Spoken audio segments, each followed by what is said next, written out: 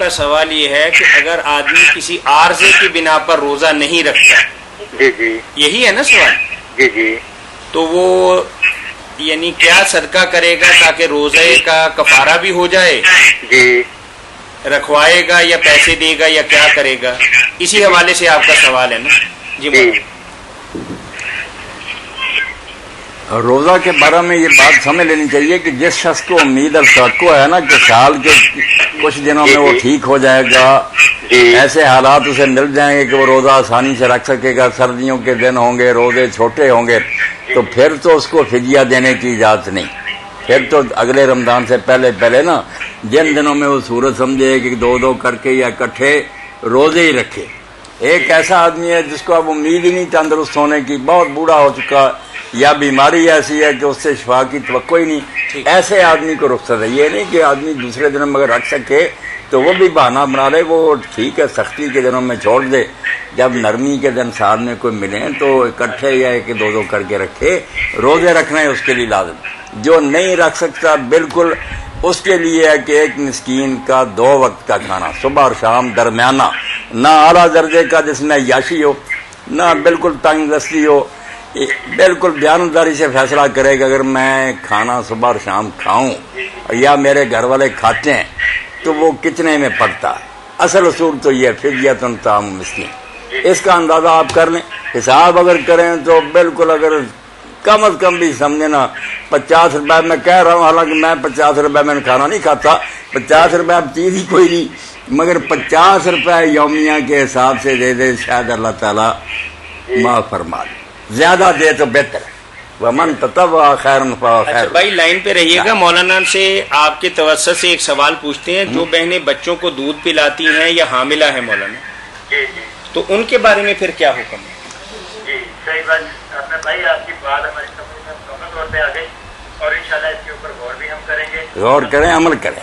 100 روپے دیں تو بہت اچھی بات، بہت اچھی آپ نے اچھی بات ہاں 100 روپے روزانہ کے حساب سے دیں تو پھر اللہ خوش ہوگا۔ کوئی بات نہیں، روزہ جو ہے نا اس کی معافی مل جائے، 100 روپے آدمی دے دے، کوئی یہ خسارے کا سودا نہیں۔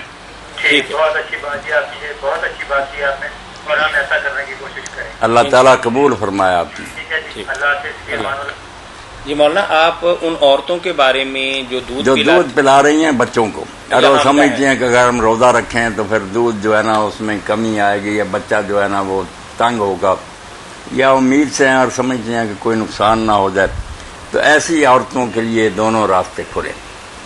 اگر تو کسی زمانہ میں وہ روزے قضا کر سکتی ہیں تو کوشش کریں کہ جتنے چھوٹے رکھ لیں، ورنہ ان کا بھی فدیہ یہ جو بتایا نا، ایک مسکین کا کھانا 2 وقت کا روزانہ کا، اس کا حساب کر کے کسی غریب کو دے دیں، انشاءاللہ اللہ تعالیٰ ان کو روزے معاف کر دیں۔ اچھا مولانا، بعض لوگ ایسا کرتے ہیں کہ پیسے دینے تو مناسب نہیں سمجھتے، چینی، دال، گھی، آٹا، اس طرح کی چیزیں دینا وہ زیادہ ثواب کی بات سمجھتے ہیں، تاکہ دوسرے بندے کو راشن لے کے دے دیں۔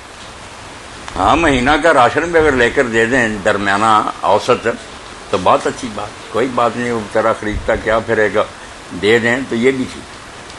مثلا اگر آپ اس کو چینی، چاول، یہ چیزیں دیتے ہیں تو اس کو دودھ تو نہیں دیتے، چائے کی پتی تو نہیں دیتے، ضروریات زندگی میں روزے کے لوازمات نہ صحیح لیکن انسانی ضروریات کے اندر تو یہ چیزیں بھی شامل ہیں۔ بس میں اوسط بات ہوتے ہیں علیکم، اپنے گھر والوں کو آپ جو درمیانے درجے کا کھلاتے ہیں نا، اگر اس میں چائے وغیرہ بھی ہے تو اس کو بھی یہ دیں۔ ٹھیک، یہی قرآن پاک نے کہا، یہ تو آدمی اپنے دل سے پوچھے نا کہ مجھے اگر کوئی دیتا اور یہ چائے وغیرہ ساتھ نہ دیتا تو میں راضی ہوتا۔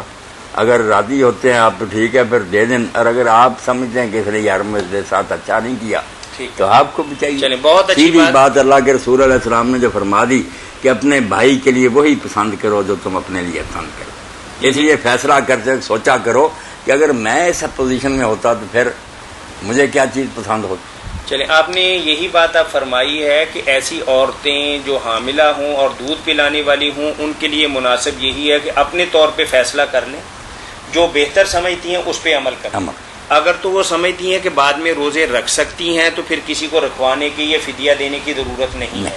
اگر سمجھتی ہیں کہ بعد میں بھی یہ تسلسل چلتا رہنا ہے تو تو اس حوالے سے پھر وہ فدیے کے اگلے پیسے رمضان دے تک بھی وقت نہیں ملے گا، بچہ چھوٹا ہے یا یہ امید ہے، تو پھر یہی بات۔ سکتے۔ جزاکم اللہ خیر۔ یہاں ایک بات کی وضاحت بھی ضروری ہے کہ بعض لوگ سمجھتے ہیں کوئی ایسا آدمی ڈھونڈنا چاہیے جو روزہ رکھے، اس لیے کہتے ہیں کسی کو روزہ رکھوانا، یہ آپ کی ذمہ داری نہیں ہے۔ نہ اللہ نے یہ کہا کوئی روزہ رکھتا ہے یا نہیں رکھتا، بلکہ وہ اگر آپ کی طرح کا کوئی بیمار اور مسکین ہے تو وہ یا نہیں بھی جان بوجھ کر رکھتا تو اللہ کو حساب دے گا، مسکین ہونا چاہیے، آپ اس غریب کو دے دیں۔ روزہ وہ رکھے یا نہ رکھے یہ آپ کا نہیں ذمہ، آپ بڑی ٹھیک، جزاکم اللہ کئی خیر۔ اسی تلاش میں رہتے ہیں نا کہ روزہ اچھا، رکھنے والا کوئی نہیں ملا۔ یہ وحدت امت